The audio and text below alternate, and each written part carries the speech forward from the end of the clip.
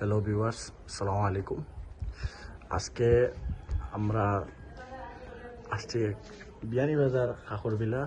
So আজকে সকালে অনেক বৃষ্টি দিছিল। বৃষ্টি দেওয়ার কারণে কাকরবিলাত আসলে মানুষ অনেক কম, তো তার বাদেও কিছু আসন জোড়ায়। আর আমি আসলে আমার কোনো নিয়ত আছে না, আমার মঙ্গলের ভাই এগু, তো ও দুবাই থেকে আইছে আইয়াখর যে ঘুরতো খান্তা হাজাত আসলে যাওয়ার কোনো প্লেসও নাই। সো আমরা হইলাম তো ডিসাইড করিলাই কাকরবিলাত যাই। তো কাকরবিলাত আইয়া দেখি যে টিকিট কাটা লাগে, আগে তো আসিল 30 টাকা, আজকে দেখি 50 টাকা। তো আইয়া দেখি ওটা সুন্দর করছে, কিছু মডিফাই করছে, যেটা গোলাপগুলা হয়েছে ওখানেও কিছু হয়েছে। আর এখানে তো হোস্টেল দেখা আপনারা, আর সামনে যে প্লেস।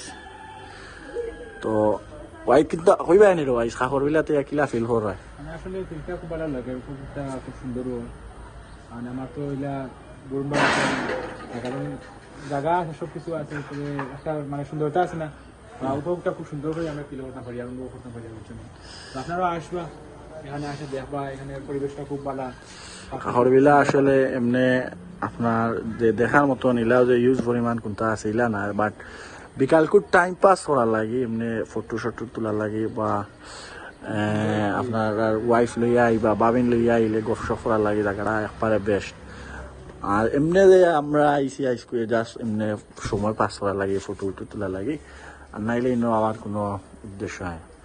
সো আজকে আরো কিছু মনোহরক আপনারা দিনও উপভোগ দেওয়ার চেষ্টা করবো। আমরা যাইমো আরো জায়গাত, কাকর সরো যাইমু। সরো গিয়ে আমরা আরো কিছু ভিডিও করবো, দেখবো। কাকর বিলাত আজকে মানুষ খুবই অল্প মানুষ, বাট মানুষ নাই বললেই চলে, আজকে।